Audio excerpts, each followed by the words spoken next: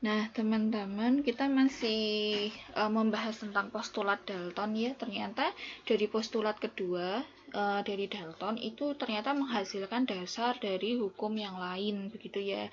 Jadi dari situlah ini mulai dasar hukum didasari dari hukum inilah law of definite proportion oleh Joseph Proust itu juga berkaitan sama hukum postulat kedua dari Dalton. Hukum postulat kedua dari Dalton apa? Silakan teman-teman bisa mempelajari itu di video pertama ya, yang di pertemuan 3 itu. Nanti saya taruh di atas, bisa dibaca ulang dulu itu yang di sana ya. Baik, untuk yang law itu di sini adalah hukum ya, hukum dari hukum perbandingan tetap lah istilahnya begitu, bahwa dikatakan oleh Joseph Proust, dia mengatakan bahwa a given compound always contains elements in a certain proportion by mass. Artinya apa? Bahwa suatu senyawa itu akan selalu memiliki perbandingan massa yang selalu tetap gitu ya, atau dikatakan constant composition, atau dia mengatakan bahwa si Bapak Joseph Proust ini mengatakan bahwa contoh misalnya kalau kita punya senyawa karbon dioksida gitu ya, karbon dioksida, maka perbandingan masanya itu akan selalu tetap dimanapun berada. Contoh misalnya kalau karbon dioksida perbandingannya selalu 3:8 dimanapun berada, maka ketika dia di Jakarta, dia di Surabaya, dia di Amerika, dia di Papua, kalau namanya gas karbon dioksida ya perbandingan masanya selalu tetap, dan itu menunjukkan karakter sifatnya si CO2 itu. Kalau misalnya sampai perbandingannya berubah, berarti dia bukan lagi senyawa tersebut. Misalnya perbandingan masanya bukan 3:8 nih, tapi 1:8. Ya, berarti dia bukan lagi karbon dioksida, melainkan bisa jadi karbon monoksida atau bentuk senyawa yang lain begitu. Misalnya, itu contoh gitu ya. Nah, untuk menjelaskannya, kajian secara submikroskopisnya nih, maaf. Nah, nih. Misal ada 2 buah unsur nih. Nah, contoh misalnya tadi saya mau bentuk kalau tadi kan karbon dioksida, ini saya ambil contoh yang lain wes. Misalnya ini ada suatu unsur A yang merah ini, kemudian ada unsur B di sini. Gitu ya. Nah, ketika perbandingannya 1:1, kalau dia bentuk senyawa yang ini, senyawa C ini ya, dia sudah berikatan kimia, berarti dia sudah menjadi bentuk senyawa yang baru gitu ya, yang meninggalkan sifat asalnya itu, maka dia akan membentuk berapa pasangnya itu, perbandingannya akan selalu tetap. Nah, kalau misalnya modalnya berlebih, ya dia tidak akan gabung lagi ke sini gitu loh. Karena memang yang diminta itu perbandingannya selalu tetap kalau bentuk senyawa ini. Ini senyawa C, kita anggap begitu ya. Untuk membentuk senyawa C, perbandingannya ini 1:1 gitu. Nah, maka ketika misalnya ini ada modal nih di sini. Ini senyawa ini atom A. Atom A-nya jumlahnya ada berapa nih? 1 2 3 4 5 6 7 8 9 10 11 12. Ada 12. Sementara yang atom B-nya itu hanya ada 6, gitu ya. Nah, kalau kita mau bentuk senyawa yang C begitu, maka dengan perbandingan senyawa C ini ciri khasnya perbandingannya adalah ini 1 A1 terus berikatan dengan satu buah yang B gitu ya. Maka ini akan membentuk 6 pasang 6 buah senyawa C. Jadi yang ini nanti akan gabung dengan satu buah di sini, ini gabung dengan satu buah di sini, ini gabung dengan satu buah di sini, ini gabung satu buah di sini, ini gabung satu buah di sini, ini gabung satu buah di sini. Lah yang lain tidak akan diambil untuk bereaksi. Yang atom A-nya yang di sini tidak akan nempel ke sini. Kalau ini sampai nempel ke sini ya berarti ini jenis senyawa yang berbeda lagi, bukan lagi senyawa yang C. Maksudnya begitu. Jadi untuk ketika sebelum bereaksi seperti ini, ketika setelah bereaksi nanti justru yang ya tidak harus semuanya itu ikut bereaksi. Kalau mau bikinnya senyawa yang C ini, ya nanti ya bentuknya perbandingannya harus selalu 1:1, 1:1, 1:1 begitu. Yang ini tidak boleh nempel di sini. Kalau ini sampai nempel di sini, ini nanti disebutnya sebagai senyawa D, senyawa yang lain lagi, karena perbandingannya berbeda. Baik, daripada kita bingung, kita masuk ke contoh saja langsung. Kita langsung ke contoh yang setiap hari kita gunakan ya, di mana Allah menciptakan air untuk memenuhi kebutuhan manusia ya. Ini di sini diketahui ada sebagai contoh misalnya ada seorang praktikan. Ada 4 orang praktikan, 1, 2, 3, 4 ini ya. Ada 4 orang praktikan, masing-masing membawa modal sendiri-sendiri. Ada praktikan A. Oh ya, bentar ini. Belum tak pointer. Nggak mau ya. Error guys. Bentar. Ada seorang praktikan A, dia punya modal. Dia punya modalnya ini. Kok nggak mau ya? Dia punya modalnya yang praktikan A 1 gram hidrogen. Kemudian dengan 8 gram oksigen. Ya.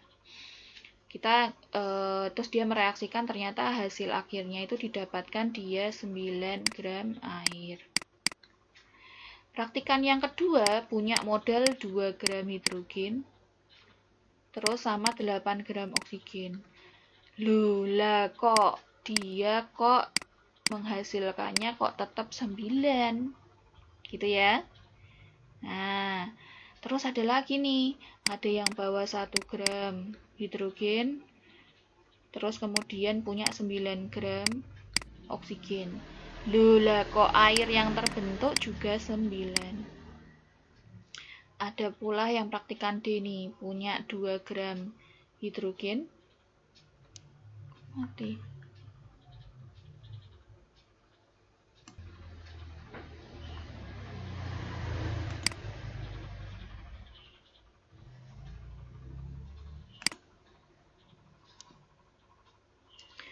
Maaf tadi sempat agak error ya, dari PPT-nya langsung upload sendiri.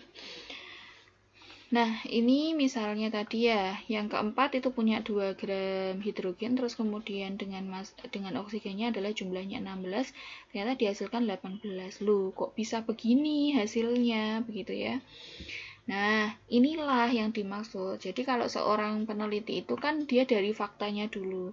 Oh, faktanya terbentuknya begini, terus kemudian berusaha untuk menjelaskan mengapa terbentuk fakta demikian gitu ya. Sehingga diambillah kesimpulan dari Proust begitu bahwa oh ternyata kalau untuk bikin air itu memang berarti perbandingannya harus 1:8 begitu. Nah, sekarang yang menarik di sini adalah 1:8 itu ternyata asalnya itu adalah dari massa molarnya.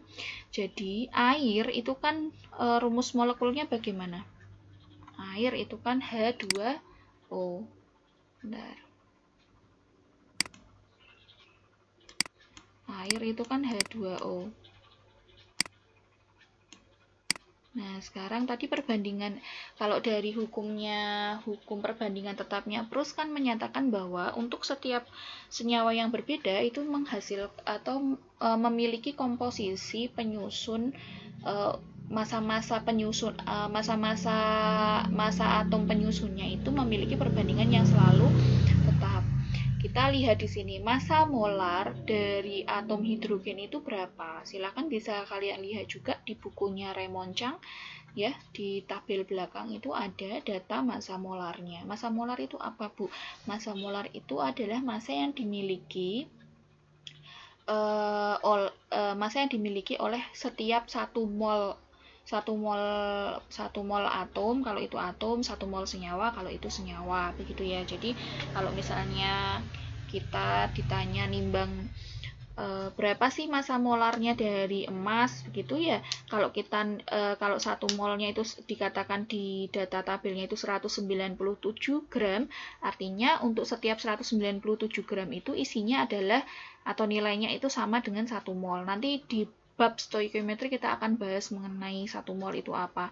Ini 1 mol itu sebenarnya adalah jumlah atom atau molekulnya itu jumlahnya adalah 6,02 kali 10 pangkat 23. Kalau jumlah batu batanya itu sudah 6,02 kali 10 pangkat 23 gitu, terus kemudian kita timbang, gitulah hasil timbangannya itu berapa, itulah yang dikatakan sebagai satu molar, massa 1 molar mass gitu ya. Nah, untuk hidrogen itu molar mass-nya, untuk hidrogen di sini ya, untuk hidrogen, untuk satu buah hidrogen itu massa molarnya itu adalah 1 gram per mol. Jadi kalau kita 1 molnya itu nilainya adalah 1 gram kalau kita timbang gitu kan.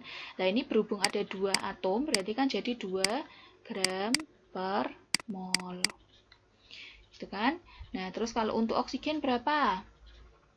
Baik, lihat di tabel. Yo, untuk oksigen adalah 16 gram per mol. Datanya dari tabel ya.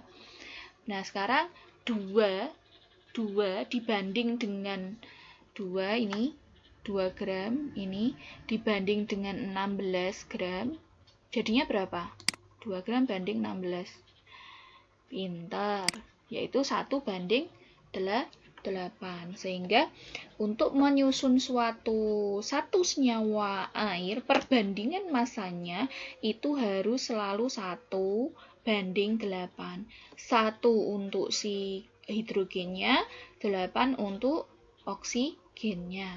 Itu kalau mau menyusun air, perbandingan massa. Ingat ya, perbandingan massanya selalu 1 banding 8. 2 banding 16, lah ini kan 2 banding 16, nah kan tinggal dikalikan 2, tapi kalau kita bandingkan, perbandingannya itu kan tetap 2 banding 16, itu kan sama dengan 1 banding 8 kan, gitu ya, sip. Nah sekarang makanya ketemulah di sini jawabannya. Walaupun si praktikan B itu punya 2 gram, ya 2 gram hidrogen, tapi karena perbandingan masanya untuk membentuk satu buah senyawa air itu satu buah molekul air itu dia harus 1 banding 8, maka ya ini yang akan dipakai cuma 1 gram. Yang di sini 8 gram habis semua, sehingga nanti akan menyisakan 1 gram gas hidrogen gitu. 1 gramnya itu nggak akan dipakai untuk bereaksi. Kenapa? Ya tadi perbandingannya harus 1 banding 8. Nah, kalau sudah 1 banding 8 baru boleh dijumlahkan gitu. Jadi kalau kamu punyanya modalnya 2 gram sama 16 gram ya nanti akan terbentuk senyawanya totalnya ya berarti 2 tambah 16 yaitu 18 gram. Kalau nanti yang kamu punya modal hidrogennya 3 gram. Maaf.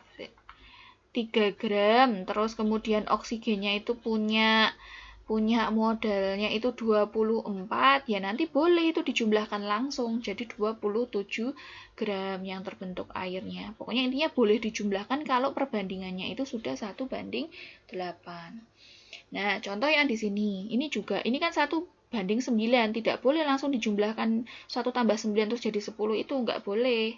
Walaupun endingnya kalau berdasarkan hukum kekekalan massa nanti tetap jumlahnya 10 di akhir reaksi, tapi 10 itu terdiri atas airnya 9 gram, oksigennya bersisa 1 gram. Kenapa kok oksigennya bersisa 1 gram? Ya tadi, karena perbandingan massa air itu selalu 1 banding 8. Sehingga ini 1 akan dipakai semua untuk bereaksi, yang di sini yang akan dipakai bereaksi cuma 8 karena 1 banding 8. Lah Bu, kalau misalnya apa itu yang dipakai bereaksi 2 banding 16 bisa, tapi kan ini karena si praktikan C hanya punya modal 1 gram hidrogen dengan modalnya adalah 9 gram oksigen. Lah modalnya cuma segitu kok kamu mintanya 2 sama 16 kan nggak bisa gitu.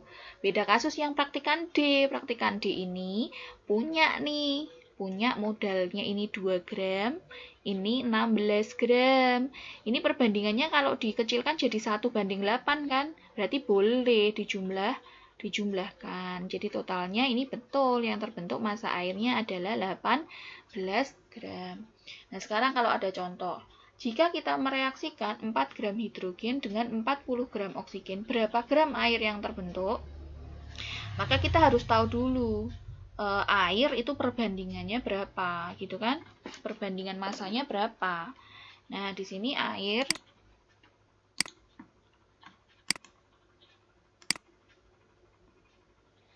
ya,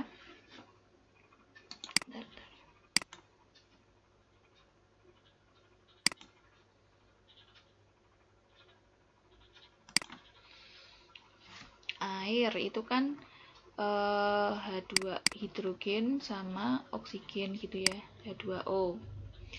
Perbandingannya tadi kalau dari nilai AR-nya dari nilai massa molarnya kan berarti 2:16. Ini kenapa kalau dipakai screen recorder terus pakai pentablade itu nggak bisa muncul ininya. Tapi masih nampak ya, insya Allah semoga masih tetap bisa jelas ya. Perbandingannya intinya adalah 2:16 atau sama dengan 1:8. Sekarang lihatlah modalnya.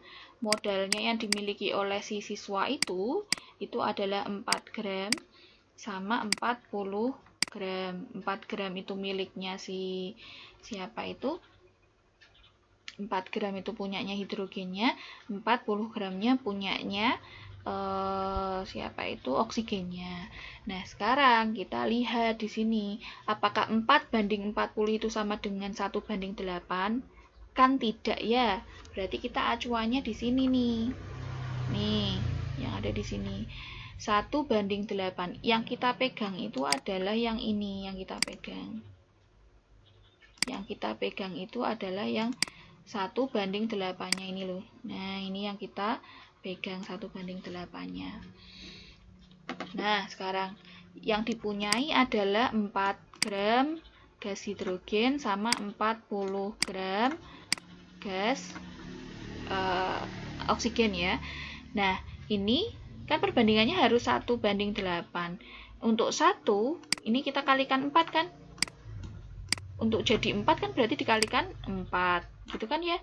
Lah ini berarti ke sini kan juga harus dikalikan 4 supaya perbandingannya tetap sama, tetap 1:8. Sehingga untuk yang bereaksi berapa, itu tergantung berarti nilainya adalah nanti yang bereaksi 4 karena tadi 1 kali 4 sama 8 kali 4 yaitu 32. Gitu kan? Sehingga baru kalau sudah perbandingannya 1:4 itu baru boleh kita jumlahkan. Sehingga nanti total air yang terbentuk itu adalah 36 gram. Yaitu 4 ditambah dengan 32.